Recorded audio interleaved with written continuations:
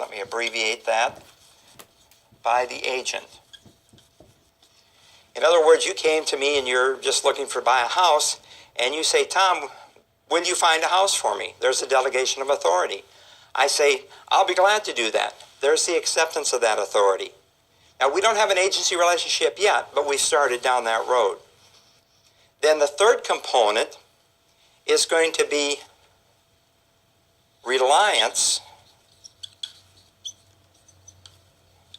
on the agent by the principal.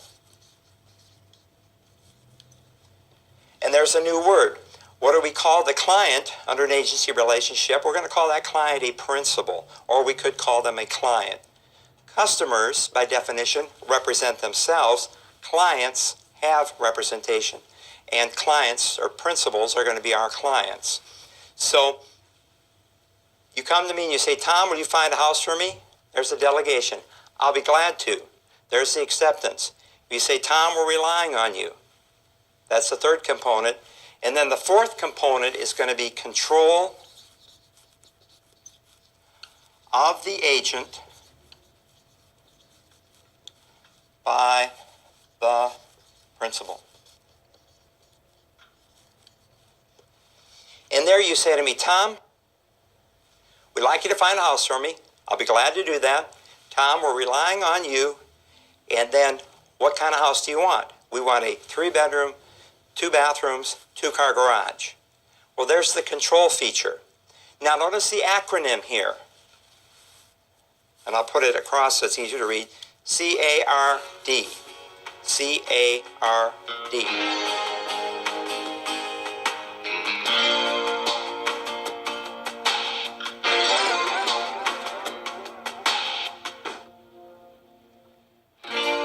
If you have those 4 components, the word is card, delegation, acceptance, reliance, and control, then you have agency.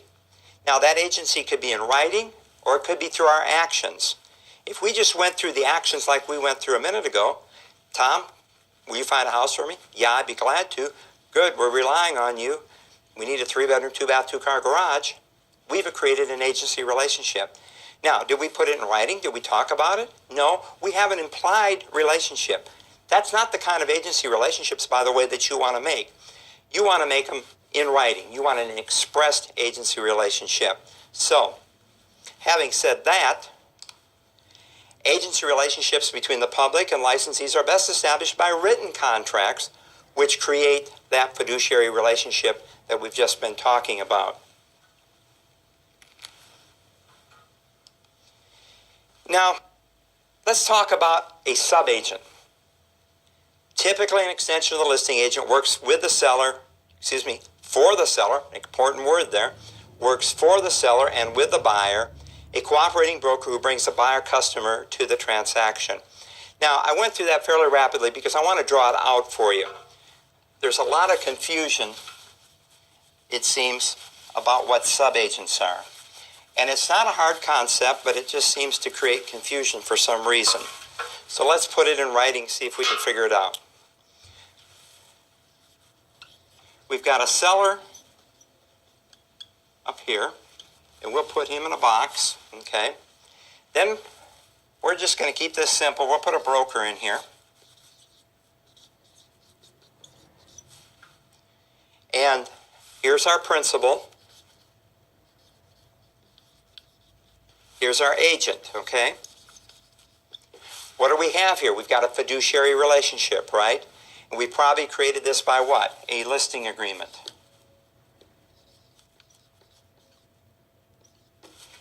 Now, where do we get subagent? That's the question, right? Well, subagent's going to come in here. First off, we're going to put that intermediary in here, so to speak, or an intermediate step, and that's the MLS, Multiple Listing Service, or Multilist, whatever you call it in your community. And we've got to put that in there because that's where we're going to end up with the subagent. So then we have another broker down here, and we have a buyer down at the bottom of this food chain, so to speak. Now this buyer is going to be a customer. Because what is this broker? This broker is actually the subagent. A subagent is an agent that works with another company, but works with me for my seller and works with a customer. Okay? Let's look at this again. It's a cooperating broker who brings a buyer-customer to the transaction. That subagent works for the seller and with the buyer. He's going to be working with me for my seller, and the buyer's a customer. That's a subagent. Now, if I made this more complex, I could add a salesperson here. I could add another salesperson underneath this broker. It's the same principle. The salesperson and the broker are going to be subagents together. The salesperson, if this is my salesperson and I'm the broker, he and I are going to be agents for the seller. And of course, we know that the listings and the buyers under buyer rep agreement belong to the brokers, and the relationship then of the broker to the seller is the same as the relationship of all the agents within the company. But that's the idea behind subagent. It's an agent that works for another broker, but works with a customer and works with me for my seller. Now, when you talk about subagents, it doesn't always have to be for a seller. I'll give you one other example and hope I don't confuse you. Say I have a tenant for a commercial property, and he wants to, maybe he's going to put in 10 restaurant sites in our town, okay? And I'm only familiar on one side of town. So I call up a commercial broker that's a friend of mine, works for another company, and he knows the other side of town. And I ask him if he'll help me work with my client to find some spaces for restaurants in the other side of the town, spaces for lease. Now, he's going to be a subagent, okay? He's an agent that works with another company that is going to be working with customers, but working for my tenant. So it's the same idea. Subagent applies in both cases. Okay, well, I hope we have that clear. Now, let's talk about types of agency relationships. And these are types that we're going to see across the entire country, or could see across the entire country. Some of these will be applicable to your state, some of them won't be. For example, here's a single agency. The broker represents either the seller or you represent the buyer in a transaction. That's a very basic type of agency relationship, and you always know who you represent. You either represent the seller or you represent the buyer. You see some companies, they call them what? Buyers resources, buyers only, and they say we only work with buyers. I knew of one company once, and they would only represent sellers. Buyers were always customers. The sellers were always clients. It kept it very simple. Now, we also have some states that recognize dual agency. Broker represents both the seller and the buyer in the transaction, but the broker must have mutual knowledge and written permission by the parties. This mutual knowledge and written permission by the parties, that's the tough part of that.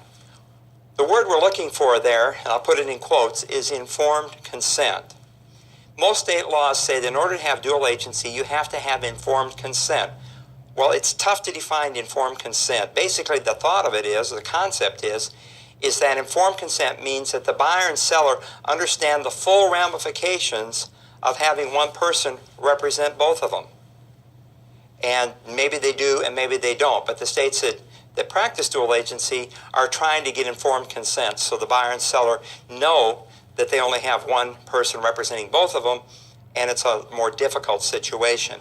Some states, it's not permissible to have dual agency. So you have to be aware of the state that you're in, exactly what the law is. Now, we just talked about buyers only or buyers resources type companies. Broker represents the buyer through a written agreement. He's doing buyer agency. And a lot of companies you'll have, they're doing both. They're doing seller agency and they're doing buyer agency.